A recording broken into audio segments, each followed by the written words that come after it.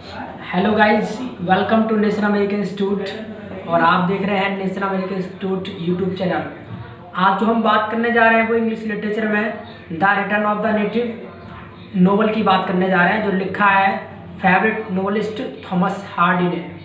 और बहुत ही एक सुंदर नोवेल है जिसकी हम चर्चा करने जा रहे हैं। इसकी जो समरी है उसके बारे में हम आज डिस्कस करेंगे। अच्छा, जो स्टूडेंट हैं, जो बीए क्लासेस हैं सेकेंड ईयर, उसमें ये लगा हुआ है आपका सेकेंड ईयर में नोवेल जो यूनिवर्सिटी सीसीएस है।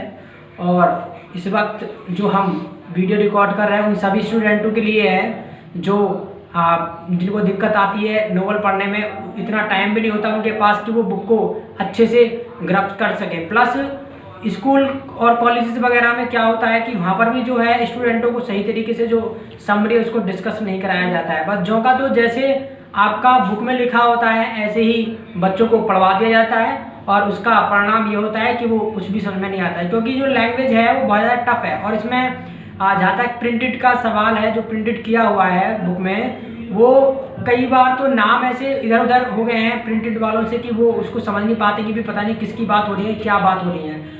और एक टीचर को ये पता होना चाहिए कि भाई क्या इंपॉर्टेंट है, कौन सा करेक्टर इंपॉर्टेंट है, और समरी को मतलब डिस्क्राइब करना है तो किस करेक्टर्स के बारे में बात करना है, किसके बारे में नहीं करना है, ये सारा कुछ पता होना चाहिए। आइए तो टाइम वेस्ट ना करते हुए हम शुरू करते हैं। The return of the native एक बहुत ही सुंदर नोवेल जो लिखा है थॉमस हार्डी ने, और इसको जो पब्लिश किया गया था 1888 यानी 1878 में इसको पब्लिश किया गया था। और अगर आप नए हैं हमारे YouTube चैनल पर तो प्लीज़ सब्सक्राइब कीजिएगा। अगर कोई भी प्रॉब्लम आती है आपको, हमारे डिस्क्रिप्शन में आपको लगता है कि भाई कुछ हमने मतलब समझ नहीं आया है तो कमेंट करके ज़रूर बताइएगा। और अगर अच्छा लगता है तो लाइक कीजिएगा, कमेंट कीजिएगा, शेयर कीजिएगा और चैनल को सब्सक्राइब कीजिएगा। शुरू करते हैं the return of the native novel. सबसे पहले हम डिस्कस कर लेते हैं कैरेक्टर्स को, क्योंकि सबसे पहले जो जानना जरूरी होता है वो जरूरी होता है कैरेक्टर्स को, क्योंकि हम स्टोरी डिस्कस करेंगे तो हमको सबसे पहले ये पता होना चाहिए कि कौन इसमें क्या है और किसकी क्या भूमिका इसमें है। हम सबसे पहला जो कैरेक्टर्स की बात करने जा रहे हैं वो पहला कैरेक्टर है आपका क्लिम योबराइट। जो क्लिम योबराइट है ये इसमें जो है सन ऑफ मिसेज योबराइट, उसका बेटा है। एक इसमें लेडी है मिसेज योबराइट, क्लिम योबराइट जो है वो मिसेज योबराइट का बेटा है। और जो क्लिम योबराइट है ये पेरिस में एक बिजनेस करता है अपना, और उस बिजनेस को छोड़ करके ये अपने गांव एगडन हीथ में वापस आता है। तो ये थोड़ा सा इसके बारे में है, क्लिम योबराइट के बारे में। और उसका प्लान है कि वो अब दोबारा पेरिस नहीं जाएगा और अपने जो इसका गांव है एगडन हीथ, जहाँ पर ये बचपन से रहा है, वो वहीं पे अपना काम एक शुरू करेगा, यानी एक स्कूल मास्टर बनेगा और वहाँ पर फ्री एजुकेशन प्रोवाइड करेगा। नेक्स्ट कैरेक्टर है इसमें यूस्टेसिया वाई। यूस्टेसिया वाई जो है वो lover of wild leave, wild leave की लवर है। और वाइल्ड लीव जो है इसके बारे में हम डिस्कस करेंगे अभी। ये वाइल्ड लीव की लवर है यूस्टेसिया वाई। और जो यूस्टेसिया वाई है ये रहती है अपने नाना के साथ, कैप्टन वाई। इसमें अच्छा कई बार जो है सबको मतलब कंफ्यूजन रहता है। कैप्टन वाई जो है कभी तो बताते हैं कि ये ग्रैंडफादर है, इसका दादाजी है, और कुछ कहते हैं कि नाना है। तो जो भी है मतलब ग्रैंडफादर इंग्लिश में दिया हुआ है तो नाना हो चाहे दादाजी हो। हालांकि नाना के लिए अब एक वर्ड और लगा देते हैं मैटरनल, ग्रैंडपा या ग्रैंडफादर। तो ये अपने कैप्टन वाई नाना के यहाँ पर रहती है यूस्टेसिया वाई, और इसका जो अफेयर है वो वाइल्ड लीव के साथ है। हालांकि वाइल्ड लीव के साथ जो अफेयर है वो एक ना चाहते हुए है। ऐसे था कि इसके लिए कोई भी ऑप्शन नहीं था यूस्टेसिया वाई के लिए कि मतलब किससे प्रेम किया जाए, इसके लिए कोई सुंदर नवयुवक नहीं था। तो उसमें क्या होता है नोवेल में कि इसकी नज़र पड़ती है वाइल्ड लीव पे और वो उसी से प्रेम करने लगती है, वाइल्ड लीव से, अपने मतलब काम इच्छा की पूर्ति के लिए। आगे नेक्स्ट कैरेक्टर की बात करते हैं, थॉमसिन योबराइट। जो थॉमसिन योबराइट है ये क्लिम की कजिन है। जो अभी हम कैरेक्टर की बात कर रहे थे, क्लिम ऊपर जो पेरिस से मतलब लौट के आता है अपने जगह पर एगडन हीथ पर, जहाँ पर वो रहने का प्लान बना रहा है। तो क्लिम की ये कजिन है। अब क्लिम की कजिन का मतलब क्या हुआ, जो क्लिम की जो माँ है मिसेज योबराइट, जैसे मैंने कहा था क्लिम जो बेटा है वो मिसेज योबराइट का बेटा है, और वो क्या होता है कि मिसेज योबराइट के यहाँ पर ये रहती है, उसकी भतीजी है, नीस है उसकी, उसके यहाँ पर जो थॉमसन योबराइट है वो मिसेज योबराइट के यहाँ पर रहती है। और उसकी जो शादी है वो होगी वाइल्ड से, और होगी क्या हो जाती है, यानी एक बार तो नहीं भी होती है, कुछ कारणवश कुछ रीजन रह जाता है, वो डिस्कस हम करेंगे, और दोबारा में इसकी शादी हो जाती है वाइल्ड से। अच्छा, नेक्स्ट कैरेक्टर है इसमें वाइल्ड। वाइल्ड जो है वो लवर ऑफ यूस्टेशिया, जैसे हमने कहा अभी यूस्टेशिया वाई के लिए कि लवर ऑफ वाइल्ड, और ये वाइल्ड लवर ऑफ यूस्टेशिया, यानी जो वाइल्ड है वो यूस्टेशिया का लवर है, प्रेमी है।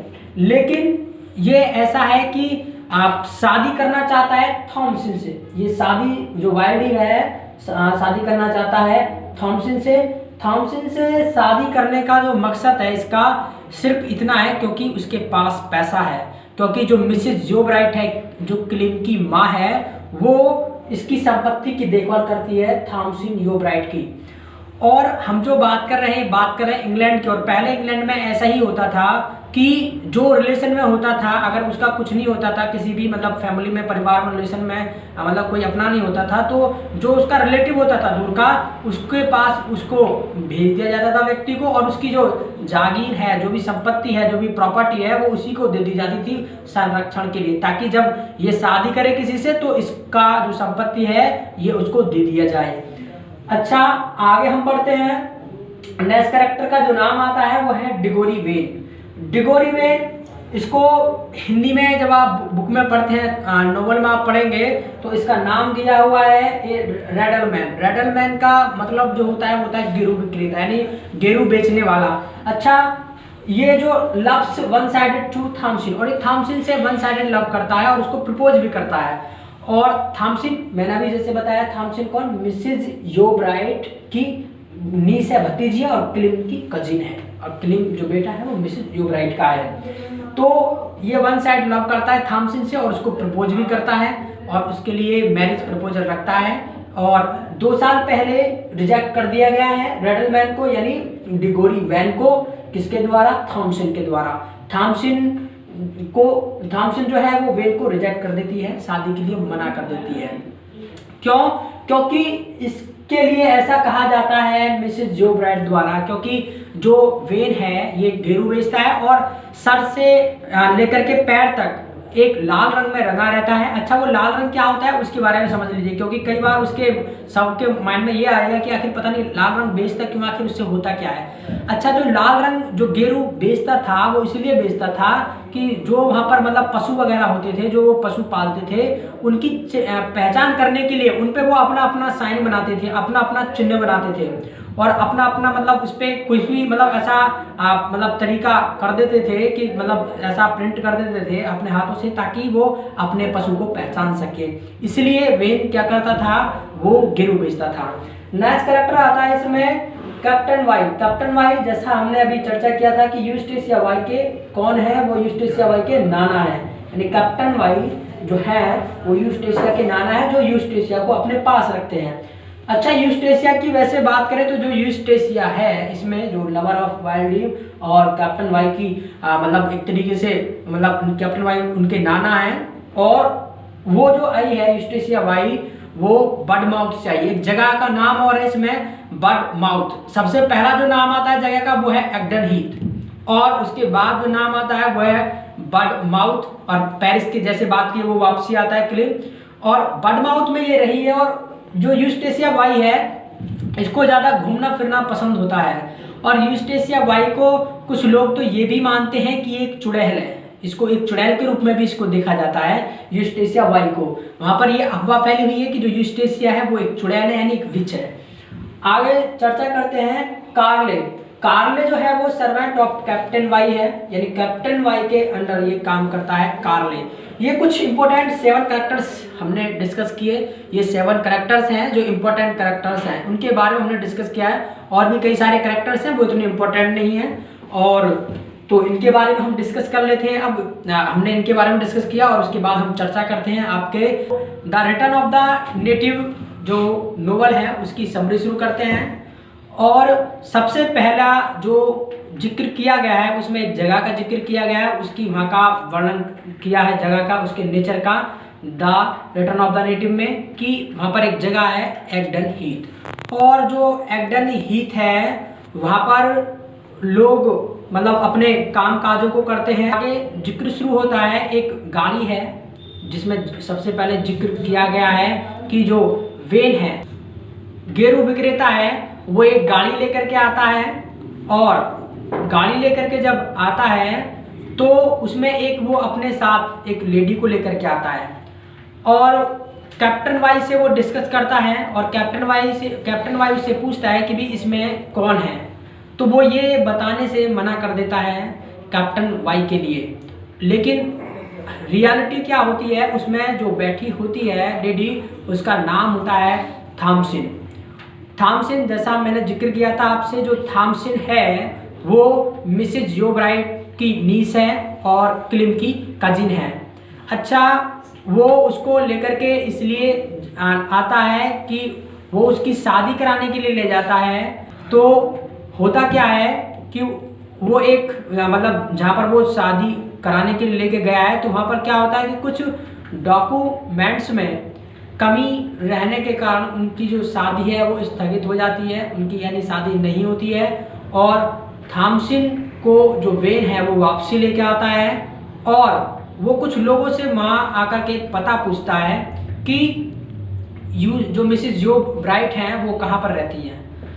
मिसेज योब्राइट को जब उसके बारे में बताया जाता है कि उनका घर वहाँ पर है, तो क्या करता है, वेन उनके घर जाता है और थॉमसन को वहाँ पर ले जा कर के छोड़ देता है। और उसके बाद होता क्या है, जो मिसेज योब्राइट है रीज़न पूछती है कि भी क्या बात हुआ, कैसे शादी नहीं हो पाया, तो उसके बारे में बताया जाता है कि भी कुछ डॉक्यूमेंट्स में कमी रह गई थी, इस वजह से जो है शादी को स्थगित कर दिया गया है।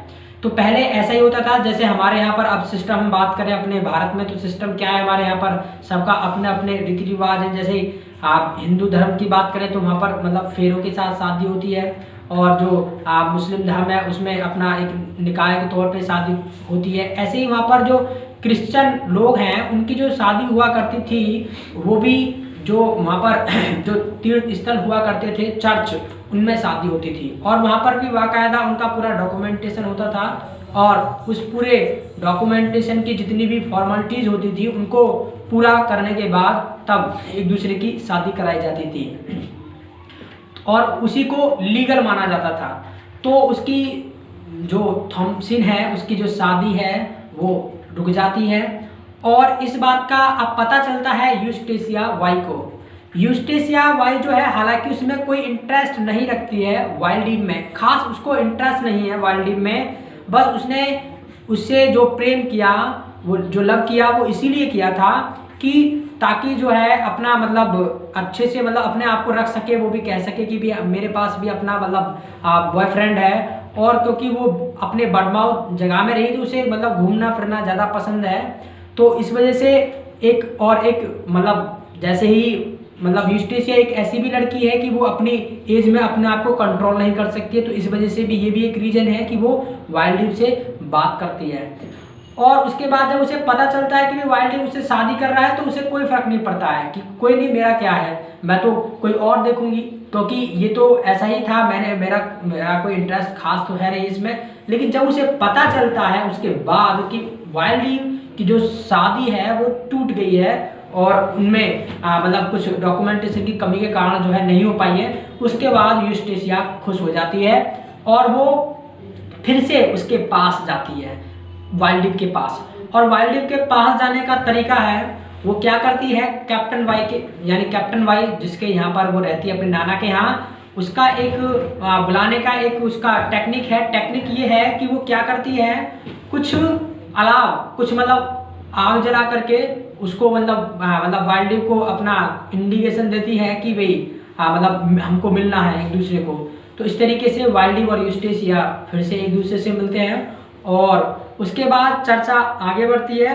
और जो क्लिम योब्राइट है वो पेरिस से वापसी आता है, और जो क्लिम योब्राइट है जब वापसी आता है तो उसकी मुलाकात यूस्टेशिया वाई से होती है। और जब उसकी मुलाकात यूस्टेशिया वाई से होती है तो वो दोनों एक दूसरे से ऐसे घुल मिल जाते हैं कि वो प्रेम में पड़ जाते हैं। और यूस्टेशिया वाई, जैसे मैंने कहा कि ये एक ऐसी लड़की है, उसको कोई इंटरेस्ट नहीं है खास वाइल्ड लाइफ में, लेकिन जितना भी है वो ठीक है, मतलब अपना काम चलाने के लिए, एक तरीके से अपना काम चलाने के लिए वो उससे प्रेम करती है। और उसके बाद वो प्रेम में पड़ जाती है क्लिम योब्राइट की। क्यों? क्योंकि वो पेरिस से वापसी आया है और उसकी यूस्टेशिया की हमेशा जो इच्छा है वो यही रही है कि कोई भी बंदा हो लेकिन वो मुझे बाहर ले जाए और मुझे बाहर जाके रखे और मुझे घुमाए फिराए, मुझे शॉपिंग कराए। इस तरीके से वो क्लिम से प्रेम करने लगती है। होता ये है कि हालांकि क्लिम का कोई विचार नहीं है कि वो वापसी पेरिस जाए, जैसा मैंने तुमसे कहा था जब हम कैरेक्टर्स डिस्कस कर रहे थे कि जो क्लिम है इसका, क्लिम योब्राइट का कोई विचार नहीं है कि ये वापसी पेरिस में जाए और अपना बिजनेस करे।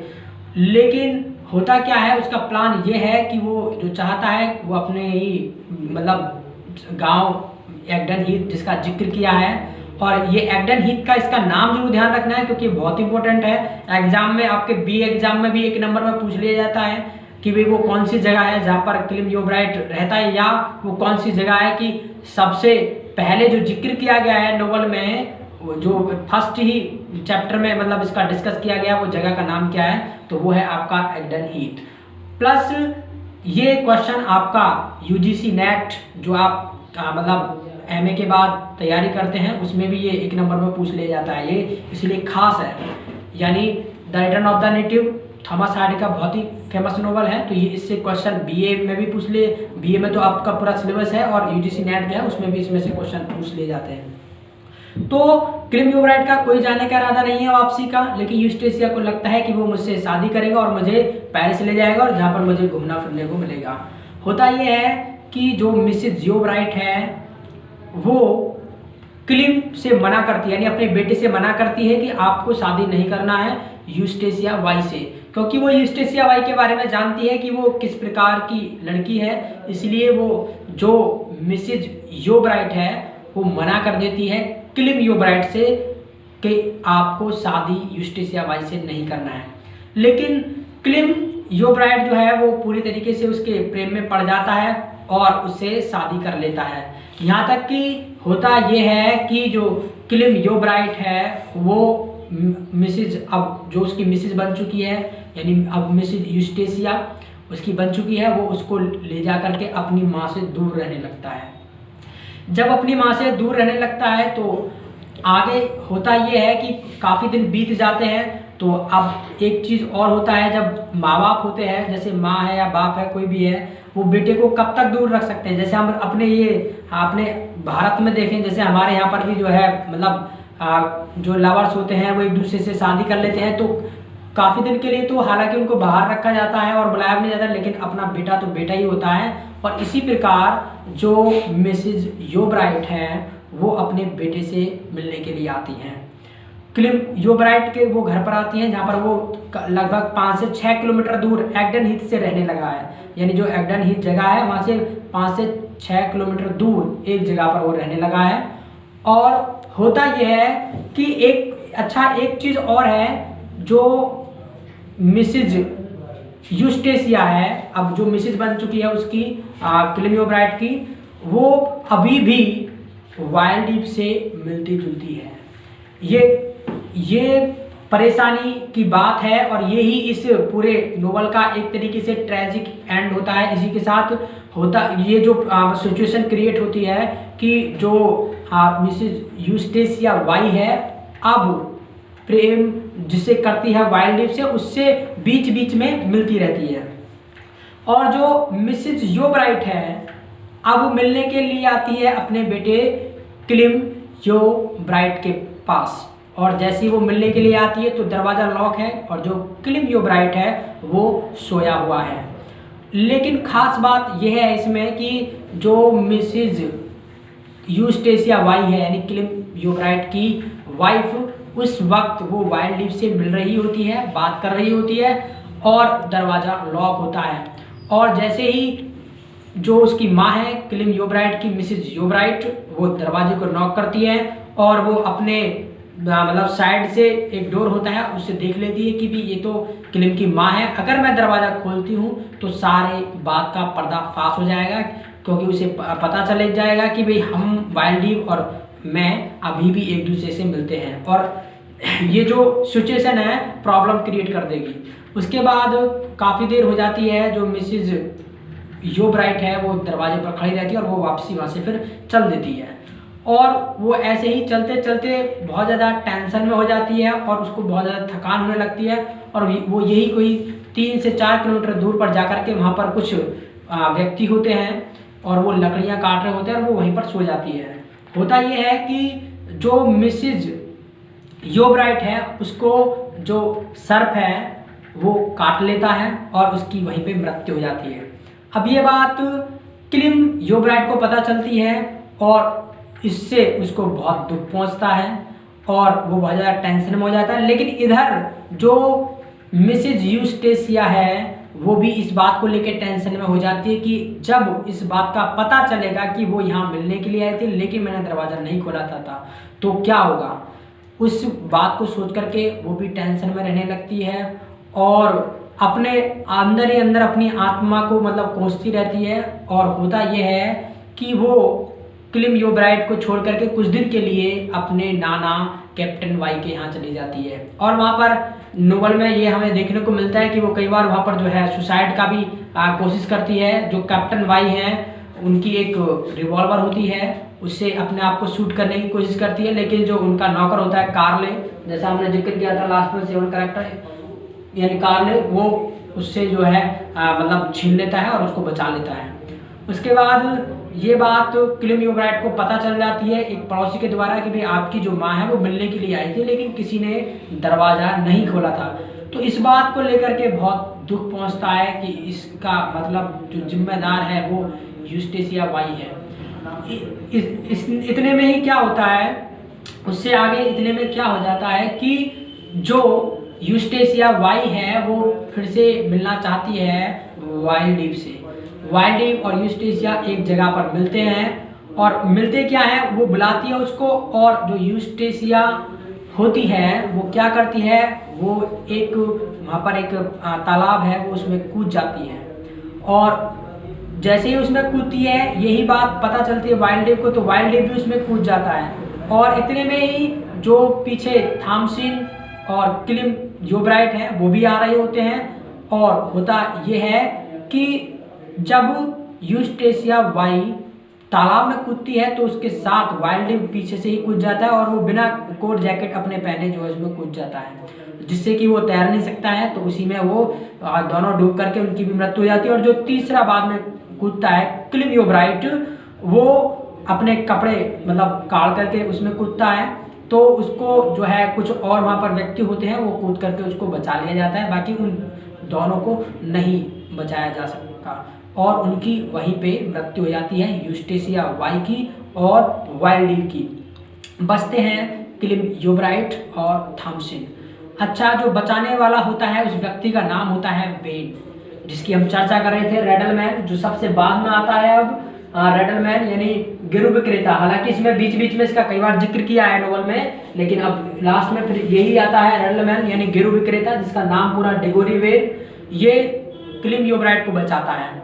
और बाद में होता यह है कि क्लिम यो ब्राइट जो है वो, जैसा हमने थोड़ा सा और चर्चा छोड़ दी थी कि यूस्टेसिया वाई एक इस बात को लेकर भी परेशान हो गई थी क्योंकि क्लिम यो ब्राइट जो है पढ़ने में इतना मन लगाता था और उसने अपना मतलब जो है आँखों को भी मतलब अपनी आँखों की भी जो रोशनी है वो खो दी थी, यानी उसको कम दिखने लगा था।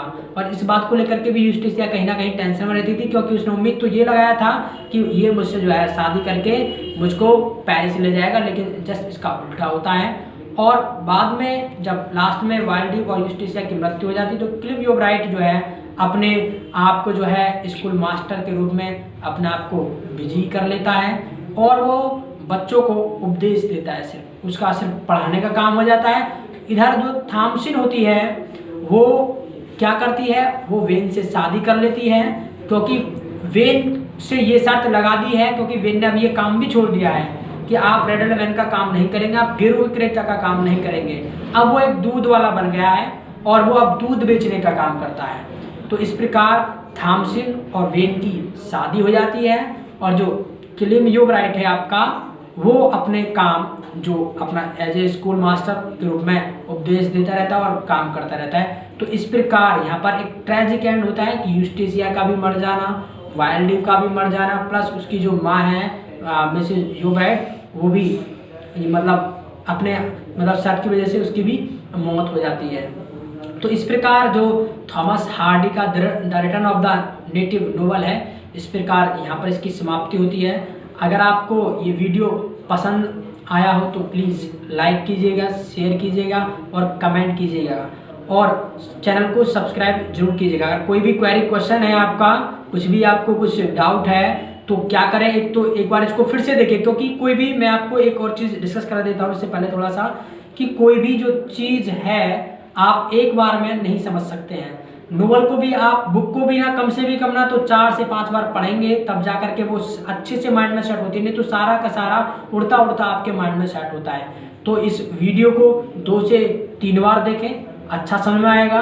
और जो मैंने आपको ये शॉर्ट तरीके से बताया है, शॉर्ट में आपको इतना ही जानना काफ़ी होता है। आप सारा कुछ पढ़ने लगे, एक एक पॉइंट को इसके को पढ़ने लगे तो वो पढ़ने के लिए आपकी ज़रूरत नहीं है, क्योंकि आपको बीए एग्जाम में अच्छे मार्क्स चाहिए। प्लस क्योंकि सारे जो राइटर्स हों, चाहे नोवेलिस्ट हों, चाहे ड्रामाटिस्ट हों, वो काफ़ी सारी चीज़ें ऐड करते हैं, लेकिन हमको पढ़ना वो चाहिए जो हमारे लिए इम्पोर्टेंट होता है। जैसा कि जो फेमस एक राइटर हुए हैं फ्रांसिस बेकर, जैसा कि उन्होंने कहा है ऑफ स्टडीज में, जो उन्होंने एक फेमस ऐसे लिखा है तो उसमें बताया है कि हमको किस बुक को कैसे पढ़ना चाहिए। So it's all for today. तो फिर मुलाकात करते हैं नेक्स्ट वीडियो के साथ और इस प्रकार अपने वीडियो की समाप्ति करते हैं। Thank you so much for listening. Bye bye, take care yourself.